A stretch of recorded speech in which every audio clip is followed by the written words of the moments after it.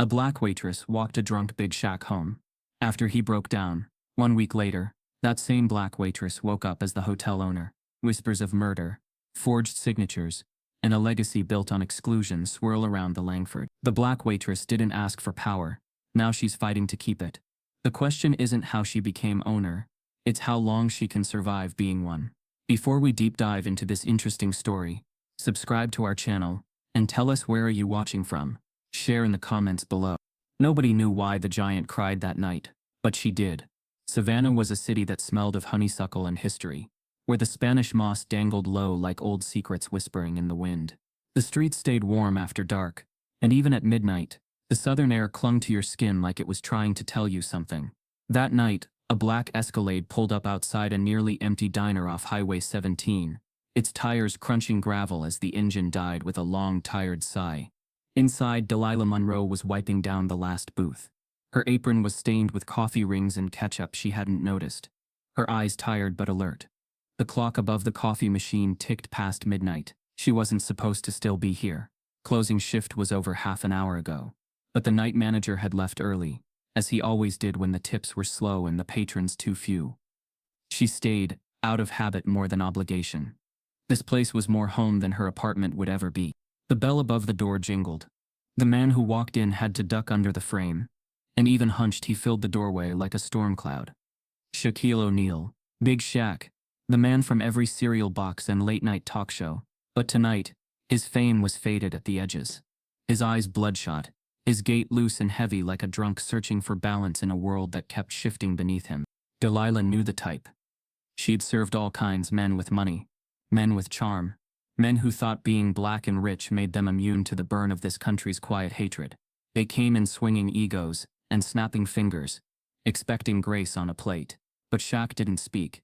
He just not at a booth, but on one of the bar stools, the kind that creaked under normal weight, and now groaned like a confession. She approached slowly, the menu in her hand more for protocol than purpose. "Kitchen's closed," she said softly, "but I can pour you coffee." He didn't look up, just nodded. His hand, the size of a skillet, rubbed across his face like he was trying to scrub something out of his memory. She poured the coffee anyway. No cream, no sugar. He didn't touch it. Minutes passed. Silence filled the room like smoke. Delilah leaned against the counter, arms crossed. "You okay, Mr. O'Neal?" It wasn't a fan's question, more like someone checking if a tree was about to fall. He laughed, a dry, hollow sound. "You ever throw a party," he said, voice low and frayed, "where everybody shows up, but nobody sees you?" Delilah didn't answer. She'd lived too many versions of that story. He shook his head. They smiled, took selfies, told stories about my stats, my shoes, my legacy. But the minute I said something real, they acted like I farted in church, said I was getting too political. She recognized the tone. It was the sound of a man unraveling quietly, piece by piece, trying to find the thread again. "Would you say?"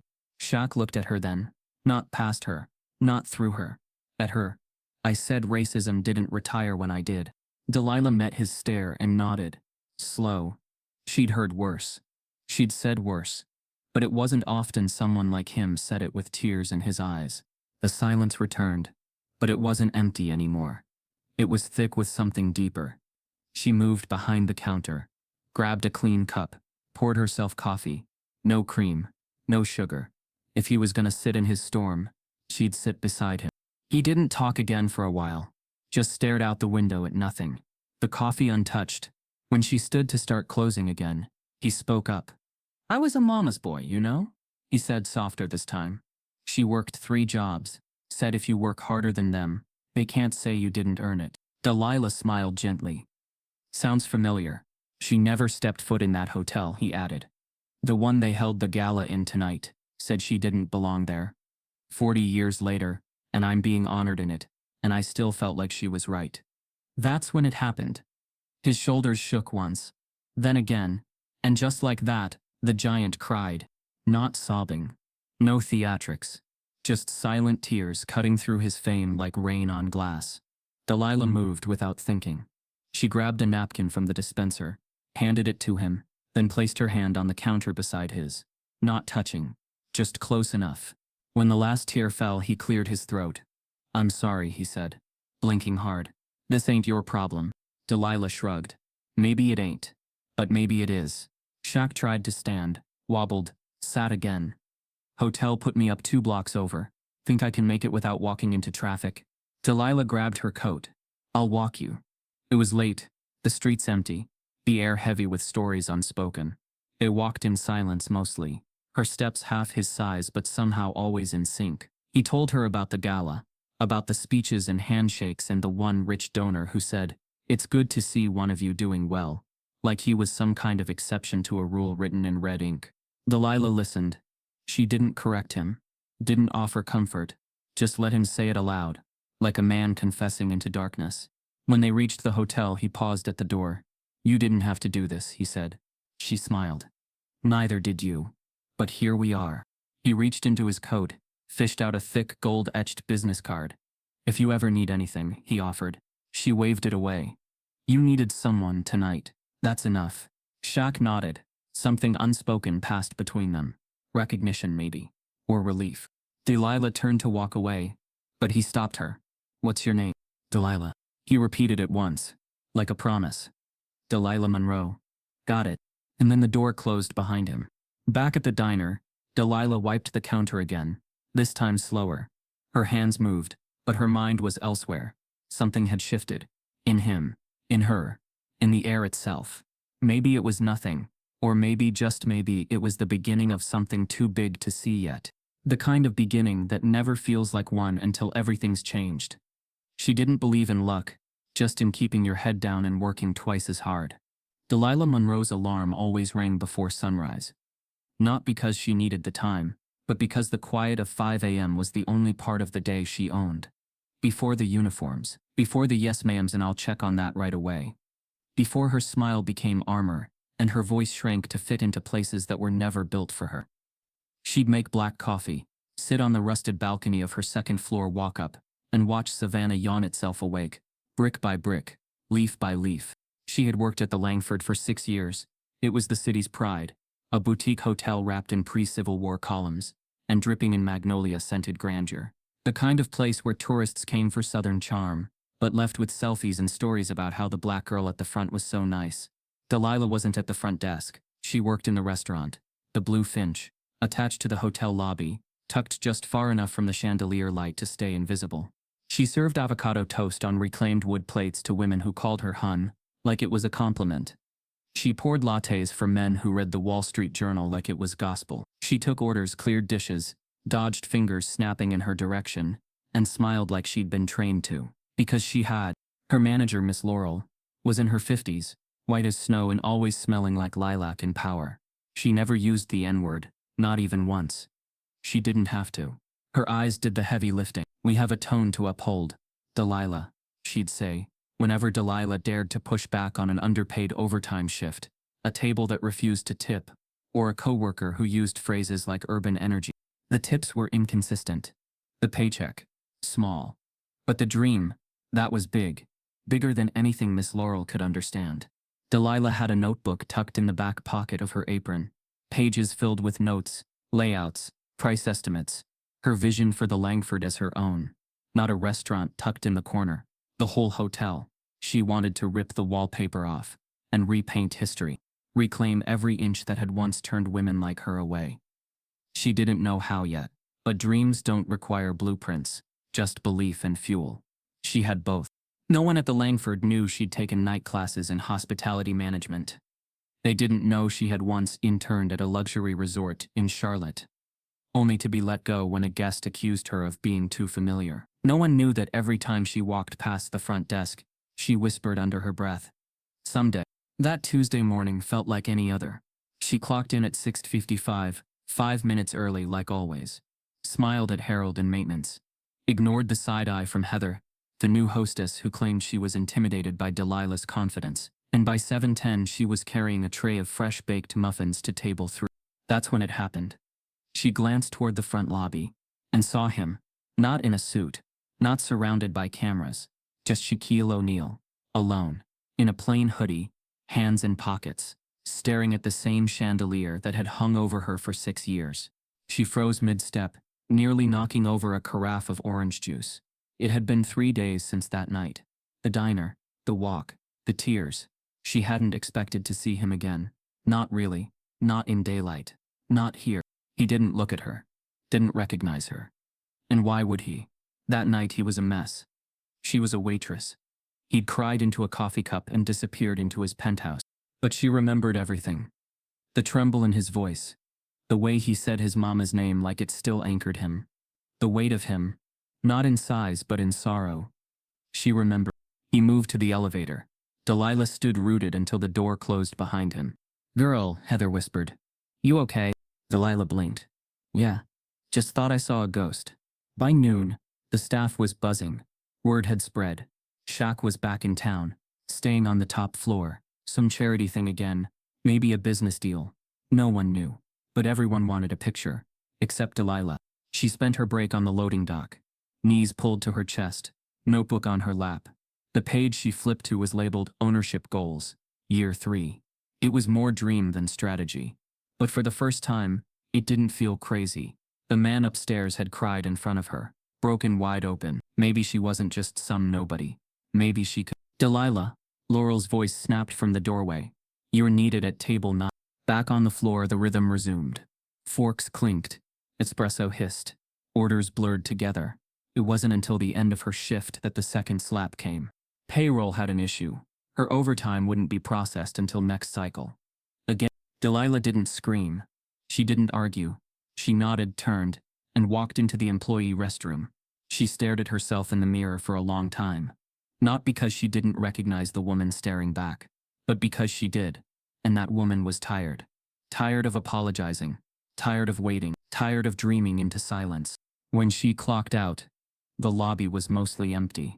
A jazz trio played softly near the bar. And there he was. Shaq, seated alone, reading a book with a cover worn thin. Delilah paused at the doorway. Not because she expected anything, but because something pulled at her. A question, maybe, or a memory that wouldn't sit still. She didn't speak. She just watched.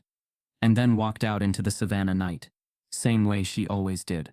Quietly, without fanfare. But with something new under her skin. Not hope. Not yet. But something close.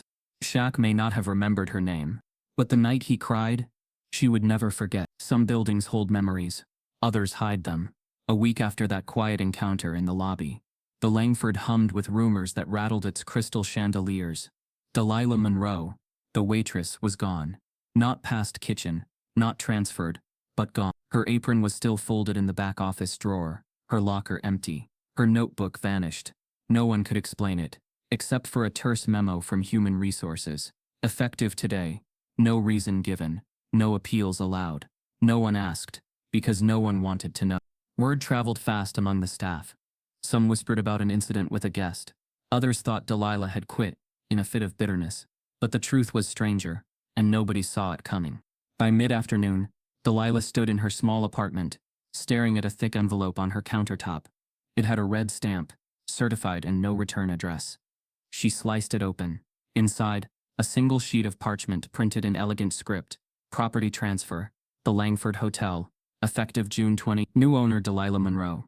A second form transferred utilities, vendor contracts and insurance policies. No fine print, no clauses, just her name, typed 7 times in legal ink. Her breath caught. She sank into her only chair, one she called the throne, though it had never felt like anything regal. She read the documents again, as if the meaning might shift. But there it was, her name, claiming a building she had only served within. Down the hall, her neighbor knocked. "Delilah? Everything okay?" She stepped out into the hallway, envelope in hand, breath shaking like footsteps on a tightrope. She whispered, "I think I own the Langford." Meanwhile, back at the hotel, the staff gathered in hushed circles. Miss Laurel paced outside the restaurant doors. Cell phone pressed to her ear. "Yes, I need confirmation. Yes, the signed document says Monroe. That Monroe. Yes." She sank against the wall, cell still to her ear. "According to legal, yes. Yes, it's valid. Yes." She hung up, lips trembling. Customers filtered through, oblivious to the revolution behind that closed door. Clean white tablecloths lined the Blue Finch, as though nothing had changed. Tourists asked about brunch specials. unaware that the waitress behind them was now their landlord. Outside, the town buzz began to swell. Savannah's morning show aired segments questioning the transfer. A local news crew interviewed a real estate agent. Her voice clipped but her eyes wide. The Langford wasn't on sale. No listing. No mention anywhere. To go from staff to owner overnight, the camera lingered on the closed doors before cutting away. Social media exploded. Who is Delilah Monroe trended. Dinner reservations doubled. People wanted to taste the unknown. But declining tips and tired smiles didn't matter anymore. Delilah's phone pinged constantly with cryptic messages. Congrats. We want to invest. Sell for double. Some came from strangers. Others from familiar faces. Co-workers who had never seen her but wanted a piece of the miracle. No one believed the low-wage waitress could ever be the richest woman in the building. That evening, Delilah returned to the Langford with Kendrick Boyle, the attorney she had never planned to hire. He examined the deed, the ledgers, the corporate paperwork. He flipped pages, eyebrows rising. Everything is airtight, he said. No false signatures, no hidden clauses. Whoever drafted this wanted it permanent and anonymous. Delilah stared at the ceiling of the lobby, the gigantic chandelier refracting lights like a constellation above them. She could almost hear the echoes of past guests, laughter, applause, hushed promises. She felt the weight settle on her shoulders. Kendrick looked at her. Serious. What are you going to do? She swallowed. Tell them I'm not going anywhere. He nodded. That night, she returned to her small apartment and stared at the documents one last time before tucking them into her worn backpack. The next morning, she walked into the Langford and unlocked the front door. She carried the papers like a bride carrying a vow, though she didn't know if she had the right words to speak. At breakfast service, Miss Laurel watched her return and hesitated. The restaurant went quiet when Delilah stood at the threshold. She met Miss Laurel's eyes. The manager opened her mouth to say something. But Delilah stepped forward and spoke first. I'm here to stay. There was a rustle silverware, a waitress gasping behind her station, a guest pausing mid-bite. Miss Laurel swallowed. Ma'am? Delilah held the deed. This is me now. Owner, I'd like to see the new roster payroll, contracts, everything. Her voice was calm but steady, the words crisp like fresh linen. We're rewriting the script. In that moment, across the room, a concierge named Owen whispered, This is the craziest thing I've ever seen. But Delilah didn't flinch. She had stared at the documents in her apartment until they felt like truth. Now she'd stepped into it, but truth alone wouldn't carry her through what came next. Word spread fast. The front desk fielded calls. Vendors asked for confirmation. Requests came to meet her. The hotel buzzed like a hive shaking. Guests stared as she moved through the lobby. A teenage bellhop trailed her, wide-eyed. The bartender bowed too low. No one quite knew how to greet her. By afternoon, the board met. From behind thick glass, Delilah watched men in tailored suits file into a conference room, whose walls were etched with lineage. They were from investment groups, the city planning committee, the historical society. They sat across from her, polite but skeptical, nodding at her but leaning into the weight of her youth. She cleared her throat. Good afternoon. I assume you've seen my paperwork. A quiet murmur followed. I intend to keep the hotel open, keep the staff employed, continue our contracts. We're planning a renovation, modest infrastructure, accessibility and diversity training for employees. Some leaned forward. Others pursed lips. But they did not leave. She continued, steady. The Langford's history is complicated. I acknowledge that. But this hotel is more than its past. It can be a place of belonging. I'd like your help to make it one. One by one, they nodded. Mild applause followed. Not enough for a standing ovation, but enough to begin rewriting the ledger of power. Later, back in the lobby, Delilah leaned against the reception desk. Shaq's business card peeked from her apron pocket like a talisman.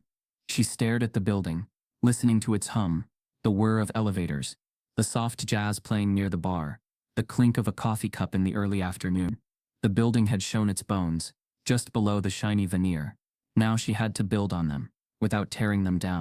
Outside, the Savannah sun filtered through moss-covered oaks, warming the brick facade like an old promise. The first whispers of a revolution had begun, rooted in gold and glass, hidden beneath floorboards no one bothered to lift. But she had lifted them. And what lay beneath was hers, just as it was everyone's. She took a deep breath, filled her lungs with the dust of possibility, and began walking toward the future. A name can open doors, or burn bridges, depending on who's watching. The letterhead was crisp, printed in ink, as black as courtroom shoes. Kendrick Boyle read the documents for the third time, glasses perched on the bridge of his nose, his voice measured and low like a jazz piano line played at closing time. "It's all legitimate," he finally said, tapping the desk. "Deed, title, transfer approvals, notarized, recorded and sealed." Then he looked up, the quiet weight of his gaze falling heavy across the space between them. "But that signature." Delilah sat still, perched on the edge of his worn leather chair, fingers laced in her lap like a prayer half finished. "Shaquille R. O'Neal," Kendrick read aloud again. "Same as the endorsement on the back of the fund transfer, and the new executive trust declaration." He looked back at her, brows narrowed. "You know him personally?" She hesitated. "Once." For a moment. Her voice was a whisper stitched with memory. Kendrick leaned back. "This isn't just a gift. It's a calculated act. Transfer of a multi-million-dollar property to someone with no capital on record, no stakeholding history, no blood ties. That's not generosity. That's a message." He paused. "But from whom?" Delilah didn't respond. She stared past the framed diplomas, through the walls of Boyle and Associates, and into the murk of her new life. The phone calls hadn't stopped since the takeover. Interview requests, real estate offers, threats disguised as congratulations. The public was salivating over the mystery. Local papers labeled her the waitress with a crown. Network media danced around race, using terms like unlikely success and silent beneficiary. But none of them knew what she knew. That this wasn't charity. This was legacy reimagined, and maybe something darker. Meanwhile, across the country, Shaq watched her face flicker on a flat screen, mounted in a high-rise suite in Los Angeles. Her eyes held the same quiet storm he'd seen that night in Savannah, the night she walked him home. He remembered her name now. Delilah Monroe. The way she hadn't asked for anything. The way she listened. Not like a fan, but like a witness. A bottle of water sat unopened beside him. On screen, a local anchor narrated the story of a small-town waitress turned hotel magnate. Then the footage changed. Not an interview, not a press conference, but grainy surveillance footage. The Langford's private camera. Dated the night before the ownership transfer. In the video, Shaq towering, agitated, and beside him Darren Kilpatrick, the hotel's former owner, white suit, red-faced, pointing a finger in Shaq's chest. There was no audio, but the body language screamed of confrontation. Shaq leaning in, Kilpatrick backing off, then storming into a back hallway and out of frame. The screen cut to black. The anchor's voice returned. Hotel owner Darren Kilpatrick has not been seen since the morning following this recorded argument. Police have not ruled out foul play. Shaquille O'Neal's legal team declined to comment. Shaq stood up slowly, blood pounding in his ears, like a drumline at halftime. He didn't remember cameras, didn't remember how the night ended, just the rage, the humiliation. Kilpatrick's voice echoing, "You people always want to take what you didn't earn." He'd clenched his fists, not out of violence, but because that phrase pulled something ancient from his blood. That night, he'd left the hotel and wandered until he found the diner. Found her. Back in Savannah, Delilah felt the walls tightening. Her phone lit up with an anonymous message. They know about the video. No context. No source. She met Kendrick that evening, in a quiet corner of the Langford's private conference room. He wore his worry like a second suit. "Police are circling," he said. "The Kilpatrick family's pretending to play nice, but they've filed a request for legal review. They want the transfer reversed, claim fraud." Delilah crossed her arms. "They've had a week. They're stalling," Kendrick replied. "And they're dangerous." She exhaled slowly. "What does the footage mean for me?" Kendrick tapped the folder again. "Nothing. Not unless it's connected to an accusation. Right now it's all speculation, but it places Shaq at the scene, and that makes you a question mark too." Silence fell between them. Delilah's heart beat louder than the hotel lobby jazz. "Do you think he did it?" Kendrick shook his head. "No. But the court of public opinion doesn't care about truth.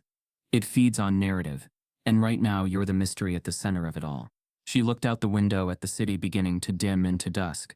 People rushed across sidewalks. Trolleys clanged. A group of guests in cocktail wear posed by the hotel sign. Life didn't pause for scandal. It danced around it. "What do I do?" she asked. Lay low. Say nothing. Let them dig. But Delilah wasn't built for shadows. That night, she stood in front of the mirror, in what used to be the owner's penthouse. She looked at herself, not just the hair pulled tight, or the eyes rimmed with worry, but the shoulders that had carried trays and tip jars for years, and now carried suspicion. She took out the card Shaq had given her. It was worn, creased. She dialed the number. It rang once. Twice. Then, his voice real, grounded, and soft. Delilah? She didn't ask how he knew. She just said, "You saw the footage." He sighed. "Yeah." "Did you?" "No." Firm. Clear. "But I wanted to hit him." "I didn't." She closed her eyes. "Why me? Why did you give it to me?" He hesitated. "Because the night I met you, you didn't ask me for anything. And I needed that. I needed someone to treat me like a man, not a myth. When I left the gala, I was ready to give up everything." Kilpatrick said the quiet part out loud, and I knew I couldn't walk away from it. But I also couldn't carry it. "You carried me that night." Delilah didn't speak. He added, "He was going to sell the place to a chain. Turn it into something ugly. I offered him double if he put your name on it instead. I thought he'd laugh. But he signed. I had it all drawn up. And now he's gone." "I didn't do it." She nodded, even though he couldn't see. "I believe you." The line stayed open a moment longer. Then she ended the call. Outside, the moon lit the Spanish moss like lace stretched across the sky. The Langford stood tall, proud, and haunted. Somewhere beneath its golden floors, a signature sat in ink, too loud to ignore. And a name, hers echoed louder with every passing hour. Dead men don't talk, but the walls they built sure do. The Langford silence had changed. Where once it was filled with the quiet elegance of lobby jazz, and the soft click of polished heels, now it trembled with unspoken things, rumors, shadows, a sense that something unseen still lingered, especially at night, when the light poured amber over the grand staircase, and every floorboard creaked like a memory trying to surface. Delilah Monroe felt it in her bones. The shift, the pressure, the way glances slid past her like oil over water. How certain guests paused a second too long before addressing her. They never said the word, not out loud, but she heard it in the tone, saw it in the tilt of heads. She wasn't supposed to be here. Not as owner, not as anything more than what she'd always been, a name tag, and an apron. The whispers came next. One from a hostess she barely knew.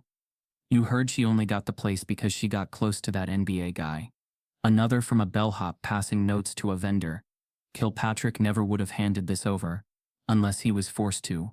No one said anything to her face. They didn't need to. The air said enough. What made it worse was how the walls themselves seemed to speak. In the office Kilpatrick once occupied, Delilah found a drawer locked behind the panel of an old liquor cabinet.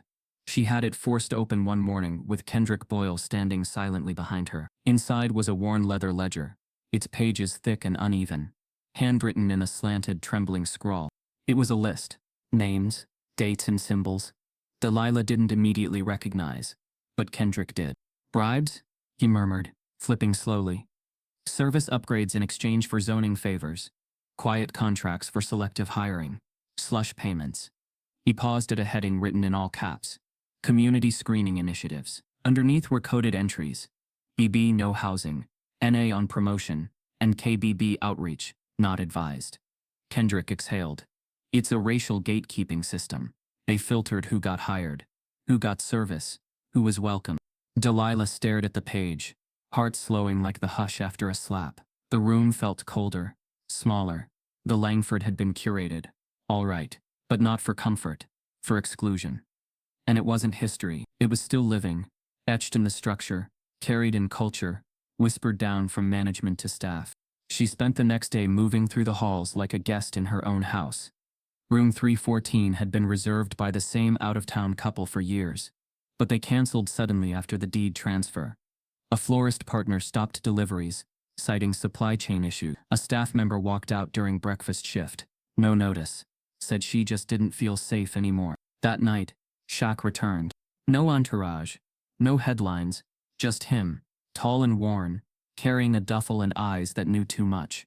He didn't ask permission, just stepped inside and waited in the back corridor until she passed by. "I heard about the ledger," he said. Delilah didn't stop walking. I thought you weren't talking to the press. I'm not, he replied. I'm talking to you. She paused at the stairwell, hand on the brass railing. Why are you here? Because I started something, and I can't pretend I didn't. Delilah turned to face him. You signed that paper because you were angry. You didn't mean for this to happen. And now I'm the one cleaning it up. He nodded slowly. You're right. I didn't think it through. I just wanted to take something from him before he took everything from me. He stepped closer. But I meant it. I meant for you to have this. I didn't know it'd be this hard. Delilah's jaw tightened. You think I didn't? They stood in silence for a beat too long. Then she sighed, motioned for him to follow. They walked into the old wine cellar, a part of the hotel few guests saw. The walls were brick, lined with aged oak racks, and it smelled of forgotten vintages and damp stone. She opened a file drawer, pulled out the ledger. This is why people don't want me here. This book is their heritage. Shaq scanned the pages, expression unreadable. We could take it to the press. She shook her head. Not yet. I need to understand what it means. Who was complicit? Who's still here? I can't tear this place down, unless I know how deep the rot goes. Shaq watched her with something close to admiration. You're not just cleaning up. You're planning to build something. Delilah nodded. But I'm not building it on lies. By the weekend, things grew stranger. A former head chef called anonymously to warn her about an unlisted basement chamber used during Kilpatrick's early ownership years. A document courier left a sealed envelope with a sketch of the hotel's original blueprint, and someone no return address mailed her a photocopy of a check $200,000, made out to a judge from the zoning board, dated 2 months before she was fired. It was a web, and Delilah wasn't outside of it anymore. She was in the center. At a board dinner later that week, investors pressed her with smiles too tight and questions too polite. Are you planning to modernize the cultural elements of the lobby? One asked. Another, we were wondering if the guest profile has shifted since the transition. A third, with a forced chuckle, I trust you'll preserve the Langford's tradition. It's a landmark. Delilah answered each calmly, nodding, offering vague platitudes. But when dessert was served, she rose. This hotel, she said, was built on charm and exclusion. That ledger proves it. I have it. I've read it. I won't bury it. The table froze. I'm not erasing the past, she continued. I'm putting it under a spotlight. If that makes you uncomfortable, maybe you're standing in the wrong shadow. A stunned silence fell over the room. Then slow applause. From Shaq, just him. It was enough. That night, Delilah returned to the penthouse and opened her window. The city buzzed faintly below, but up here the air was cleaner. She stared out over the rooftop garden.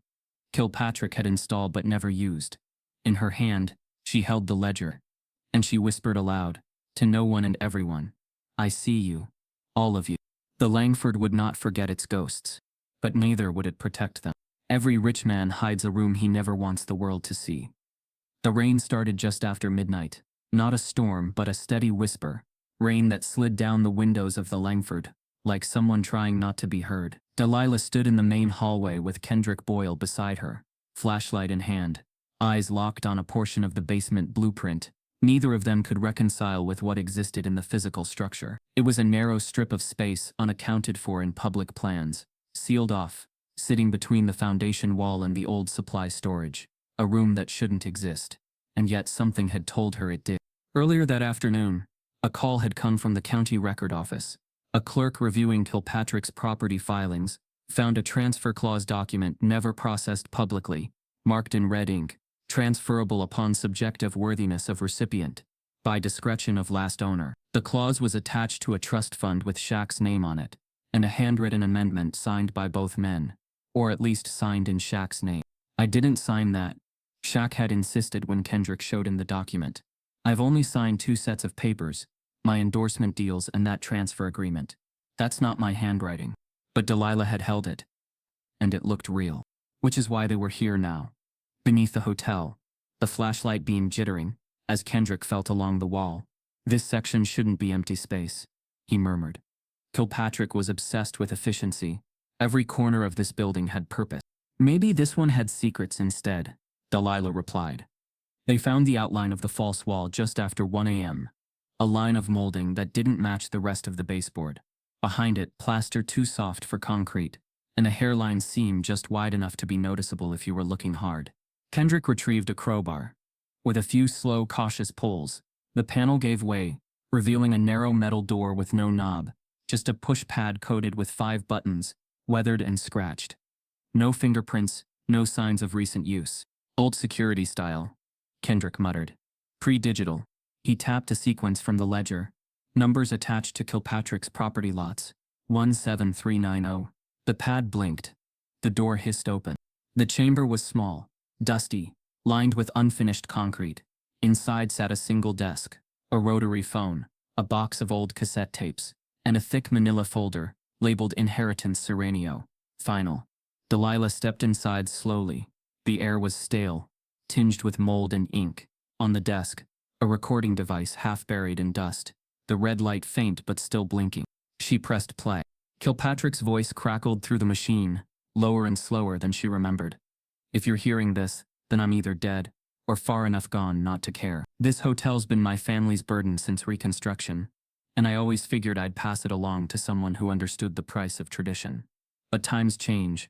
People shift.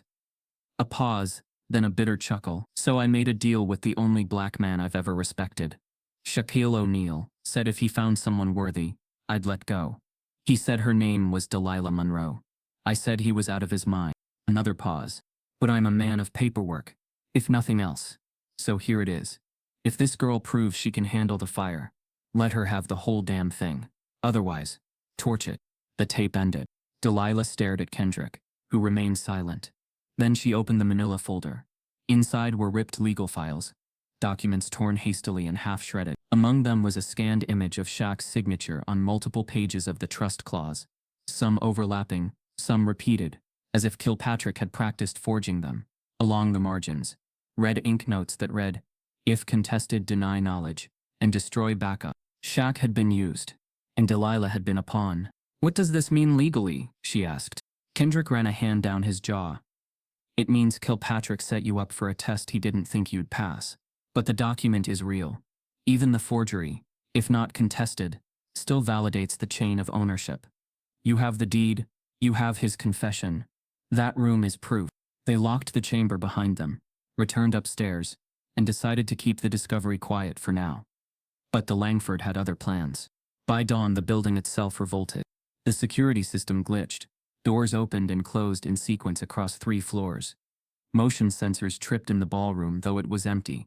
The front desk printer spit out 30 blank pages before freezing. And the break-in came, at 3:40. The side entrance was forced open. No alarms triggered. Surveillance was disabled. Clean, professional. Delilah was asleep 2 floors up when the soft footsteps crept down into the basement. The room they'd found was untouched. But the office across the hall, Kilpatrick's old records vault, had been rifled through. Drawers open. Dust unsettled. Nothing stolen, but everything touched. Someone was looking for something they didn't want her to keep. The police arrived by sunrise, took statements, and left with more questions than answers.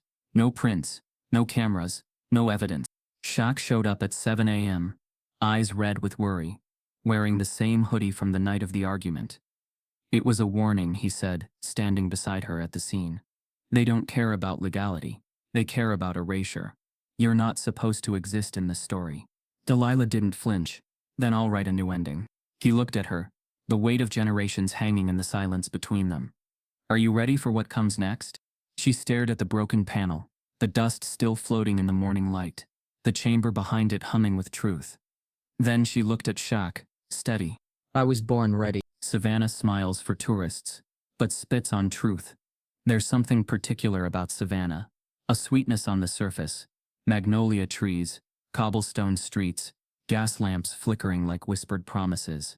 But beneath all that charm is a soil soaked with stories the city refuses to say out loud. It's in the paint that never quite covers the cracks, the plaques that remember everything but what matters, the way certain names are honored while others are buried without headstones. Delilah Monroe was learning that fast. Within days of the break-in, the Langford became more than a hotel. It became a symbol. The media orbit tightened like a noose. Some headlines praised her. Black woman defies legacy, takes hotel built on exclusion. Others sliced deeper. Questionable transfer of historic property sparks legal debate. And then there were the whispers online. The faceless voices in comment sections. She slept her way in.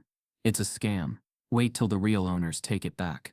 But the real venom came by mail. Typed notes slipped under her door. Scribbled envelopes postmarked from across the South. One said simply, "Stay in your lane." Another, "You don't deserve bricks you never bled for." Delilah didn't flinch, but she didn't sleep much, either. Inside the hotel, sabotage came in small, calculated cuts. Room bookings disappeared from the system. Guest keys failed at random. Wine shipments arrived broken. 2 junior managers quit within the same hour, leaving their uniforms folded like protest flags on the HR desk. An older chef accidentally poured sugar instead of salt in 3 entrees during dinner rush, then claimed stress. None of it was overt, none of it provable, but every strike echoed with the same subtext. "We don't want you here." Shaq stayed close. He didn't talk much. He showed up when she didn't ask, brought her breakfast she never requested, walked the hallways like a guardian, invisible to most but unmistakably present. When the noise got too loud, he offered silence. When it got too quiet, he offered space. But behind his eyes, Delilah saw something brewing, something heavier than the hotel or the ledger, or even Kilpatrick's echoing stain. Late one night, they sat on the rooftop garden, just the two of them, sharing hush and moonlight. "Why are you really here?" she asked him. Shaq didn't look at her right away, just stared across the Savannah skyline, his shoulders larger than the chair could hold. "My mother grew up 3 blocks from here," he finally said. "When she was 22, she came to this hotel for a job interview." They smiled, told her the position was filled, but the sign stayed up for 3 more weeks. Delilah watched him closely. She came back another time. This time just wanted a table. Brought her best dress. Waited 30 minutes. Nobody ever served her. Eventually someone said the section was closed. But she watched them seat 2 white couples after her. A long pause. "She told me that story when I got drafted," he continued. "Said, no matter how rich you get, some doors won't open unless you burn them down." I laughed. Thought she was being dramatic. "And now?" Delilah asked. "Now I think she wasn't being dramatic enough." He leaned forward, elbows on knees. "I wasn't here just to give you something. I was here to bury something in me. I thought helping you would do that." He shook his head. "But ghosts don't care about intent. They want answers." The next morning, the Langfords' publicist forwarded an email to Delilah, a request for a local podcast interview, one of Savannah's most popular, hosted by a woman named Priscilla Vaughn, known for her syrup-thick southern drawl and hard truths. Kendrick advised against it. "Too risky," he said. "They'll edit you to fit their narrative." But Delilah said yes. The studio was downtown, tucked inside a renovated train depot. She walked in alone. No assistant, no press team. Just her, in a navy blouse and jeans, hair pulled back like armor. Priscilla didn't waste time. "So, Miss Monroe," she began, voice like warm bourbon, "why do you think people are so riled up about a woman like you owning a place like the Langford?" Delilah didn't blink. Because it reminds them they never owned the truth to begin with. The interview went viral within hours.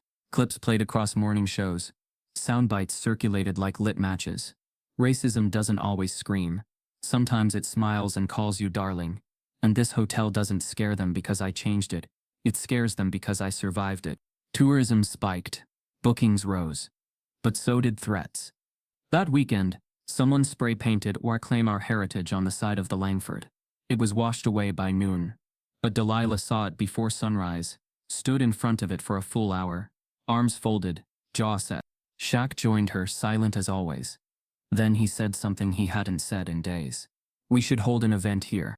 Delilah turned to him. "Something public," he said. "Big. Invite only.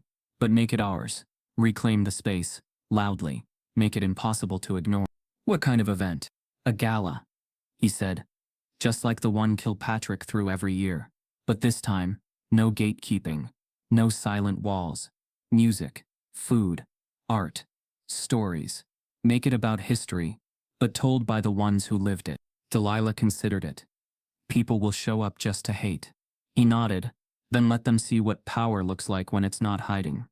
They set the date. Flyers went out, emails sent, partnerships formed with Black-owned businesses, artists, chefs, authors, activists. They called it the Reckoning Room, a gala of truth and transition. Savannah couldn't look away. but neither could its ghosts. 2 days before the event, Delilah received an anonymous package. Inside, a copy of Kilpatrick's birth certificate. Scribbled across the back in red marker, "You think this is yours now? It never was. It never will be." Kendrick handed it to the police, who catalogued it, shrugged, moved on. But Shaq didn't shrug. He stared at the package for a long time, then said, "We need to talk to someone." "Who?" "His nephew," Shaq said. "The one who stood to inherit everything before you." Delilah's heart skipped. "You think he's behind this?" "I think he knows more than he's letting on. And I think Kilpatrick's disappearance wasn't just about pride. It was about protection. He hid things. Too many. Someone out there's trying to find what he buried." As the gala loomed, so did a sense of unease. The hotel was booked solid, the lobby filled with floral arrangements, jazz bands rehearsed in the ballroom, chefs taste-tested menu. But beneath the beauty, Delilah felt it, the city itself recoiling, as if every light she turned on revealed another corner. Savannah had spent decades trying to keep dark. Shaq stood beside her on the eve of the gala, looking out over the crowd already gathering. "You ready for this?" Delilah exhaled. "Not at all." Then she smiled. "But that's never stopped me before. Everything in America is for sale, including justice." It began with a single envelope. No return address, no seal. Just her name typed in cold black ink. Delilah Monroe. Delivered to the front desk by a man in a gray suit no one remembered seeing enter. Inside, a copy of a legal motion filed in Chatham County Court. Title: Petition to Reclaim Misappropriated Inheritance Property.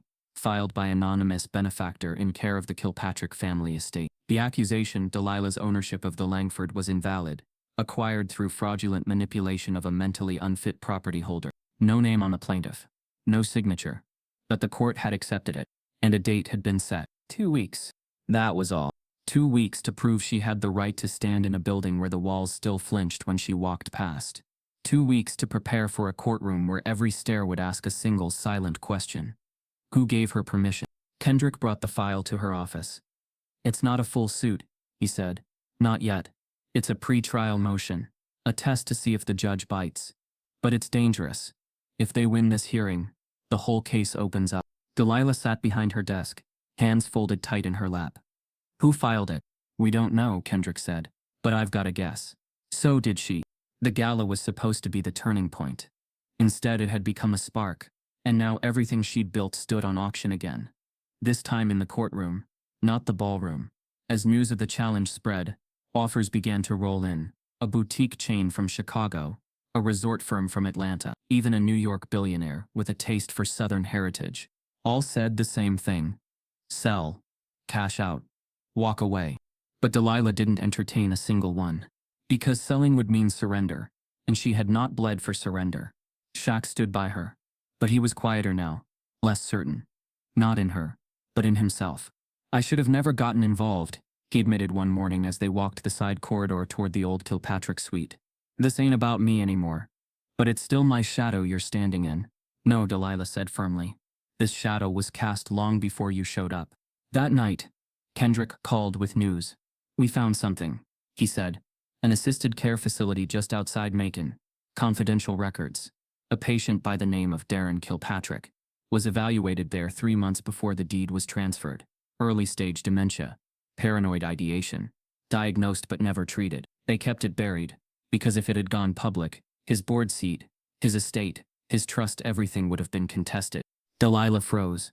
"So they knew?" "They knew," Kendrick confirmed.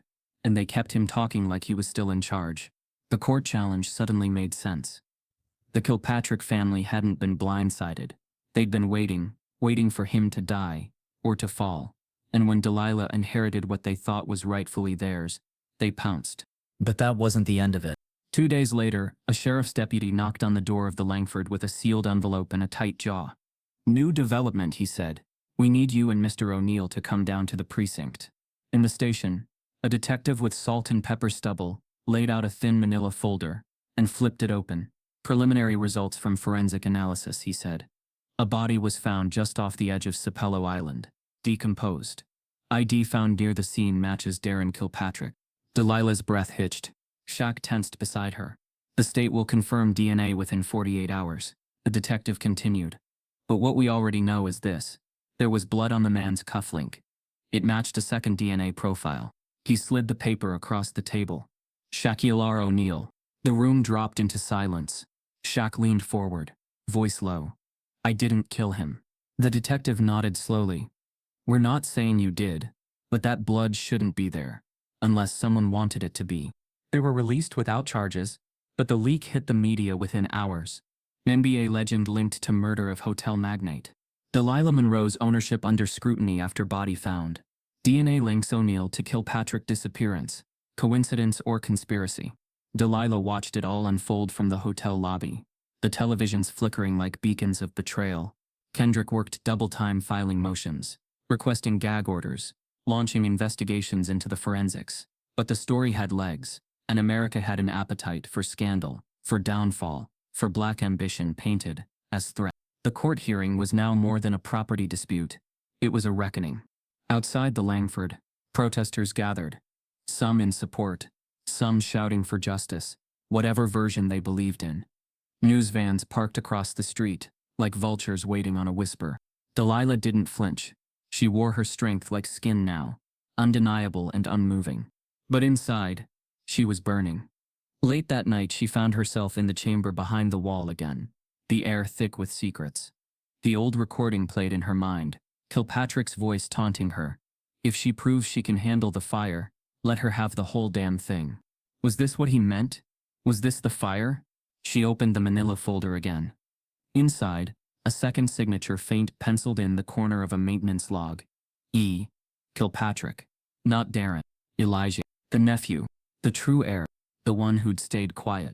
Until now. Kendrick confirmed it the next morning. Elijah's prints were on the cufflink box, and he had access to Kilpatrick's wardrobe. He's the one who planted the blood. Delilah's heart clenched. Can we prove it? We will, Kendrick said. We just need time. But time was the one thing they didn't have. The courtroom filled that Thursday like a church on Easter Sunday. Lawyers in starched suits, reporters scribbling, judges glaring over rimless glasses. Delilah walked in with Shaq beside her, Kendrick at her flank. The opposing counsel, young, white, sharp as a skeletal, smiled like he was already tasting victory. They argued for hours. Ownership, mental fitness, forged signatures, DNA evidence, motive. But when it was Delilah's turn to speak, she didn't argue. She told the truth. About legacy. About lies. About what it meant to be given something just so others could take it back. I didn't steal this hotel, she said, voice rising like dawn. I didn't sneak in through the service door. I walked through the front, and now they want to burn it down, because a black woman had the audacity to stay. Silence held the room like a prayer. The judge didn't decide that day. But the tide was turning. Truth wasn't a currency in courtrooms. But courage? Sometimes. That sold better. The courtroom wasn't about guilt. It was about whose story they chose to believe. It was the cuffs that made it real. Cold metal, public sidewalk, cameras rolling. Shaq didn't resist. He didn't flinch. He simply placed his hands behind his back, gaze locked on the horizon, as though looking past the moment into something he couldn't yet name. The arrest happened just outside the Langford, in full view of press and protesters. The charge, obstruction of justice, in an ongoing homicide investigation. Technically flimsy, symbolically nuclear. Delilah watched from the second-floor window. Her knuckles were white against the ledge, her breath locked behind clenched teeth. The crowd outside didn't move. Some chanted his name. Others cheered the arrest. One man held a sign that read, "Money doesn't clean blood." Inside, Kendrick paced the floor, tie loosened, phone pressed to his ear. "We'll post bail," he said. "But they don't want freedom. They want theater. This is the opening act." And it was. The state of Georgia moved fast, faster than anyone expected. Shaq's arrest gave the Kilpatrick family the opening they needed. Within 24 hours, the petition to invalidate Delilah's ownership was expanded into a full criminal inquiry. New hearings were scheduled. Delilah was subpoenaed. Kendrick filed for emergency relief. Denied. The court wanted everything aired publicly. So it began. Not with a bang, but a camera flash. Day one of the hearing. The courtroom was packed. Every seat filled. Reporters lined the back row. One wore a t-shirt that said "Truth ain't black or white." Delilah walked in flanked by Kendrick, and a new attorney, Angela Mercer, a black litigator, with a voice sharp enough to slice marble. On the opposing side, Elijah Kilpatrick sat behind his counsel, calm, smirking, chin high like he'd already rewritten the will. His suit was clean. His conscience wasn't. The judge was Honorable Barbara Dillard, a woman with silver hair, clear eyes, and no time for games. "This court isn't here to entertain headlines," she said on the first day. "We're here to determine legal ownership, ethical conduct, and if criminal malfeasance has occurred regarding the late Darren Kilpatrick and the transfer of the Langford estate." The word late sent a ripple through the room. It was the first time the court officially acknowledged his death. Testimonies came like waves, some steady, others designed to drown. Former Langford staffers painted Delilah as an opportunist, a waitress who saw her chance and took it. "She always talked big," one said. "Always had this idea that she'd own the place one day. She seemed close to Mr. O'Neill," another testified, lips curling. "They spent time together off premises. Maybe she knew more than she let on." Shaq was brought in, suited but cuffed. The prosecution grilled him. "Did you forge the signature?" "No." "Did you pay Mr. Kilpatrick to transfer the hotel?" "I offered him a buyout. He refused." "Did you argue with him?" "Yes." "Did you kill him?" "No." They pressed harder. Asked about the night Kilpatrick disappeared. Asked why his DNA was on the cufflink. Asked why the forged document contained Shaq's full middle name. Something not publicly listed. "I didn't forge anything," he said quietly. "But someone wanted it to look like I did." Delilah was next. Angela Mercer guided her through her testimony like a surgeon. Clean, precise, unapologetic. "I didn't ask for the hotel," Delilah said. "I didn't manipulate anyone. I showed kindness to a man who was crumbling. That night, I walked him home. I didn't know it would lead here, but now that I'm here, I won't apologize for it." Angela asked about the ledger, the discriminatory policies, the sealed chamber in the basement. Delilah told it all, every detail, every silence, every slight. Then the prosecution stepped in. "You expect this court to believe a waitress had no interest in owning one of the city's most iconic hotels. I had dreams. That's not a crime." "No, but manipulation is." "I didn't manipulate anyone. But you benefited. Immensely." Delilah held her stare. "And you're uncomfortable with that. Not because it's wrong, but because it wasn't meant for someone like me." Gasps. Murmurs. The judge banged the gavel. Angela leaned into the chaos. "Your Honor, we have one final piece of evidence." The courtroom fell still. From a bag, she pulled out a dusty recorder, the one found in the chamber. The judge allowed it under judicial review. Angela pressed play. Kilpatrick's voice echoed through the courtroom. "If she proves she can handle the fire, let her have the whole damn thing." And then came the twist. The recording continued, into what had once been thought as static, but forensic audio enhancement had recovered the next 60 seconds. Another voice, younger, sharper, angry. "Elijah Kilpatrick, you're really gonna leave it to her?" A pause. "She's the only one who's earned it," Darren replied. "She's a waitress, for God's sake. And you're a spoiled brat." Then a thud, a muffled shout, a sound like fabric tearing. And silent. Angela stopped the tape. Dead quiet. The judge spoke. "This tape will be submitted for forensic verification. But on initial review, it suggests Elijah Kilpatrick had motive and presence at the scene." Elijah stood abruptly. "That's a fake. Sit down," the judge ordered. Outside the courthouse, cameras spun like satellites. Inside, the tide had turned. The court adjourned for review. Shaq was released within the hour. Delilah walked out, her hand in his, the crowd splitting like water. The next morning, the judge issued a ruling. Ownership of the Langford would remain with Delilah Monroe. The case for obstruction was dropped. The forgery charges were voided. A warrant was issued for Elijah Kilpatrick on suspicion of homicide. The headline shifted. "Truth surfaces in Langford case. Waitress no more, Delilah Monroe vindicated." Shaquille O'Neal cleared of all allegations. But Delilah didn't celebrate. Not yet. Because victory wasn't about headlines. It was about breath. And for the first time in weeks, she could finally breathe. When justice finally came, it didn't knock, it kicked the damn door in. Justice arrived without ceremony. A courthouse clerk handed Delilah Monroe a stamped ruling just after sunrise. Clean, final, undeniable. Ownership affirmed, charges dismissed. Just a piece of paper, but it carried the weight of every whispered "you don't belong here" she'd ever endured. For a moment the world slowed. Her hand trembled holding the ruling. She didn't smile. Not yet. Not when so much could still go wrong. Kendrick stood beside her, silent in his relief.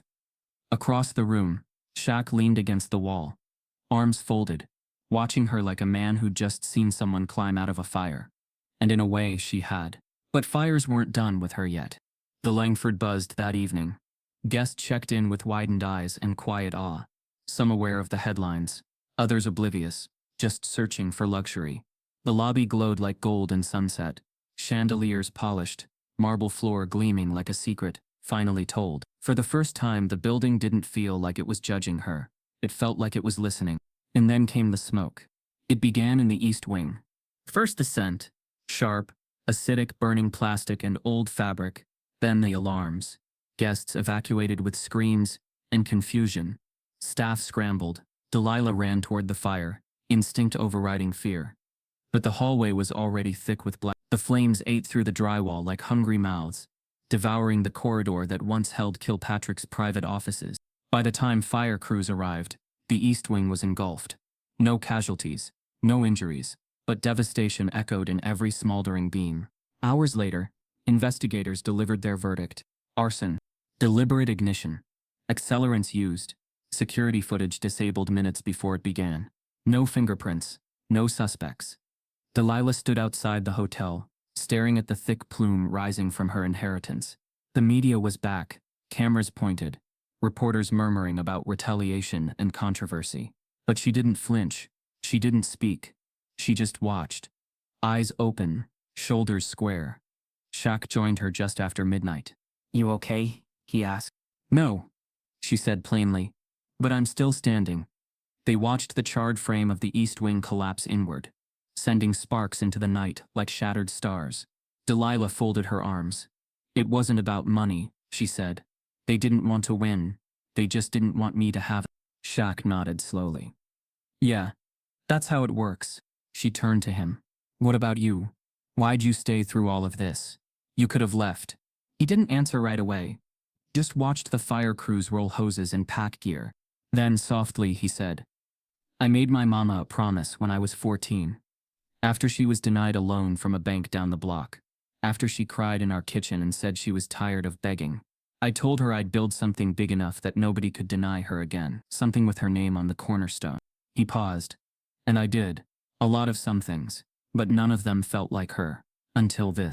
Delilah looked at him uncertain. "I'm not talking about the hotel," he added.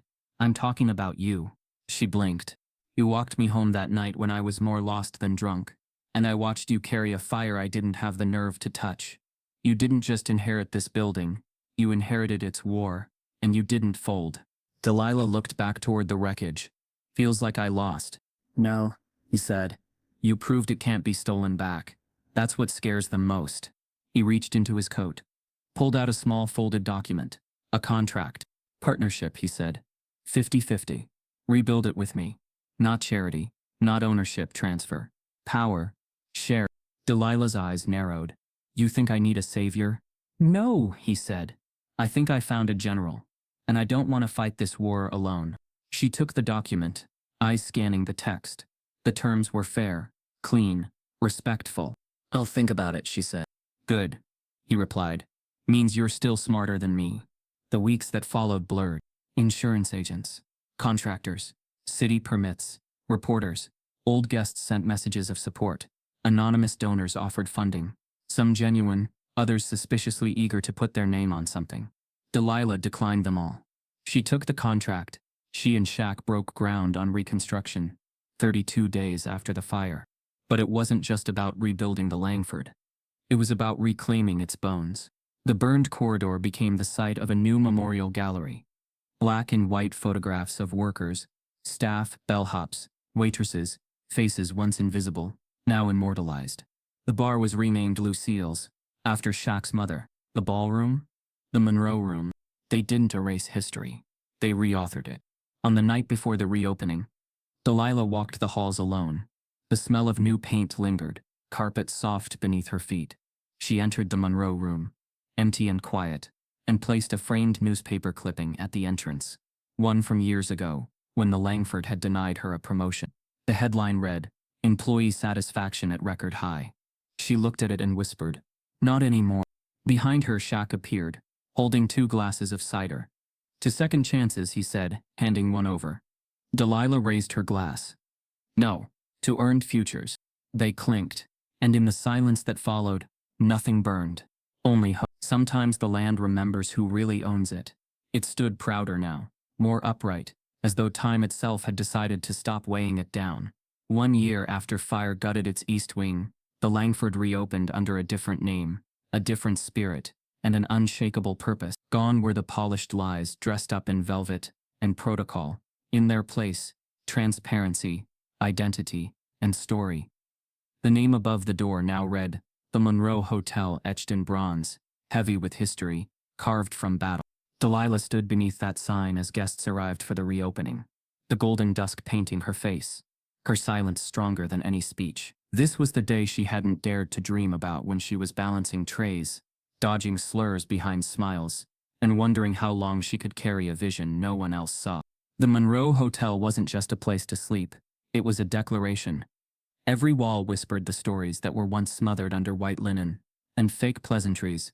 The lobby was redone in deep earth tones, with murals painted by local black artists, images of resilience, celebration, and reclamation. The once grand ballroom had been transformed into a gallery called the Hall of Echoes, curated with artifacts, photos, and testimonials from former black employees of Southern hospitality institutions, maids, porters, cooks, all whose names were never printed in glossy brochures. Each floor bore the name of a trailblazing black figure: Baldwin, Truth, King, Simone. In every room, instead of hotel Bibles, lay small books of essays and letters, stories of resistance, love, and survival. The Monroe didn't offer luxury. It offered awakening. Delilah ran it with quiet fire. Her staff wore uniforms of navy and gold, not to impress, but to represent. They greeted every guest, not with scripted lines, but with authenticity. Hiring practices were equitable, wages competitive. Every employee had a stake in the success of the business. The hierarchy wasn't flat, but it was fair. And behind it all, silent but steady, stood Shaquille O'Neal. He never spoke at the launch. He didn't pose for photos. His role remained behind the curtain, his name unmentioned in the hotel's formal documents. But his fingerprints were on every brick. His only condition had been simple: let them feel the heartbeat of the place. And they did. Guests flew in from across the country. Activists, scholars, couples who had once been denied service elsewhere, travelers who craved truth more than thread count. Every room was booked out for 6 months. The Monroe became not just a destination, but a pilgrimage.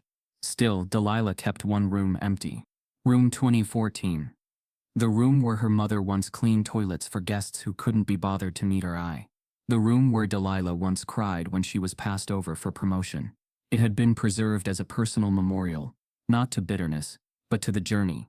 She'd walk in once a week, stand in the center, and remember the version of herself who never thought she'd make it out of that uniform.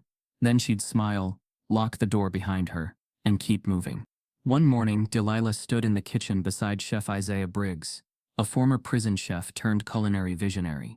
They were planning a menu centered on the dishes black folks weren't supposed to be proud of: okra, chitlins, cornbread, molasses cake, rewritten with dignity, plated with pride.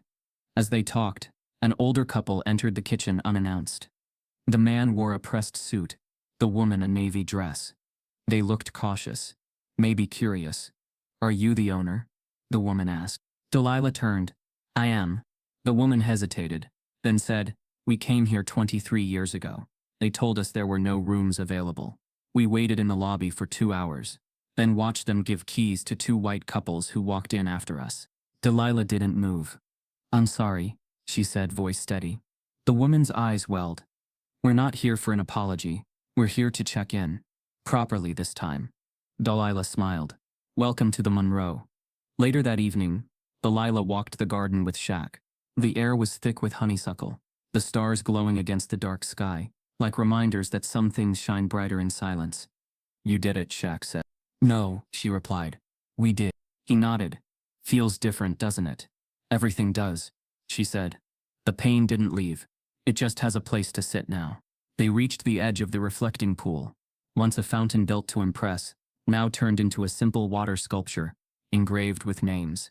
Not celebrities, not donors, staff, janitors, receptionists, dishwashers. Delilah had tracked down every black worker ever employed at the Langford, engraved their names in stone. Above the pool, 3 words. We were here. Shaq read them aloud, his voice rough.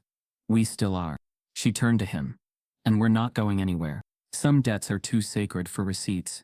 People think legacy is something you build with money, with bricks, with contracts. But I've learned different.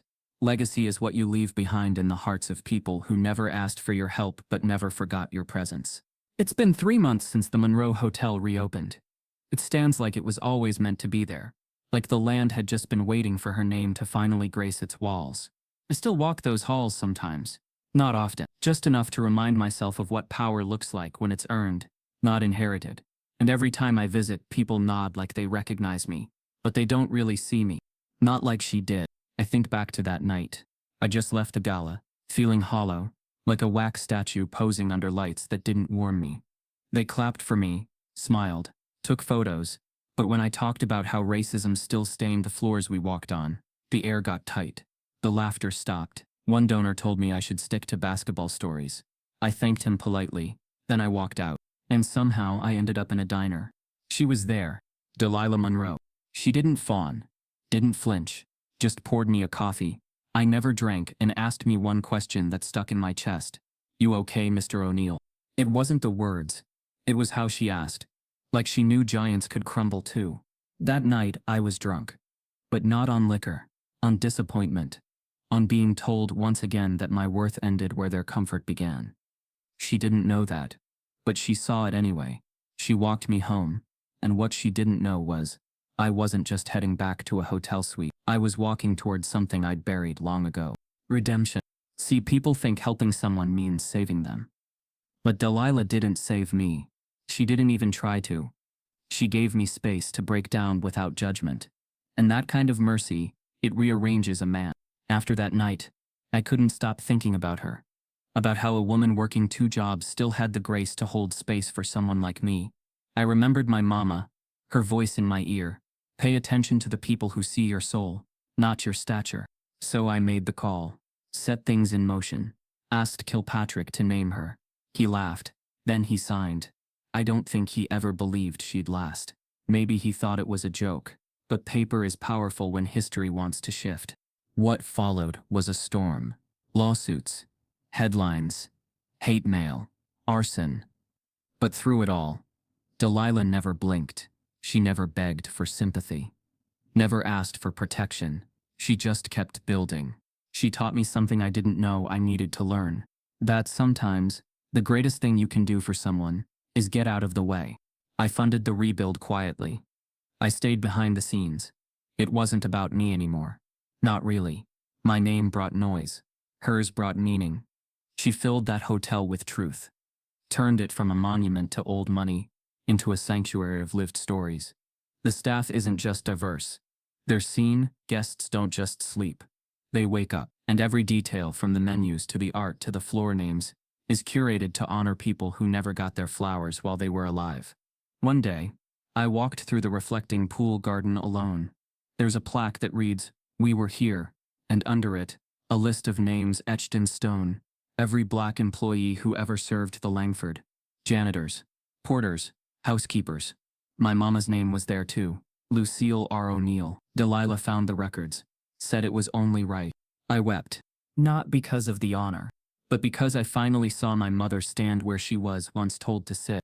Delilah never made a speech about it. She just nodded at me one day and said, "She belongs here too." That's who she is. She's not trying to burn down the system. She's building something so powerful. The system won't be able to ignore it. A few weeks ago I told her I was leaving Savannah. She just smiled. "You've done enough," she said. "Go rest." She's wrong. She did enough. I just lit a match. She carried the flame. Now she runs a place that isn't just hers, it's ours. Every black kid who's ever been told they were too loud, too smart, too ambitious, too black. They walk into the Monroe Hotel and know they aren't a footnote. They're the headline. I left Savannah without a press conference. Just a car, a small suitcase, and a quiet goodbye. She waved from the front steps, didn't cry, didn't cling. That's how I knew she'd already made peace with the weight of everything she carried. And me? I found peace too. Not because I changed the world, but because I helped make room for someone who could. That night, when she walked me home, I thought she was saving me. Truth is, I was walking toward the man I was always meant to be. And somewhere between grief and grace, we both found home. If this story moved you, don't scroll past the power of what's possible. Stand with voices that don't just survive history, they rewrite it. Every name, every truth, every reckoning matters. Keep showing up for the stories that refuse to stay silent. Because some narratives don't end. They start movements.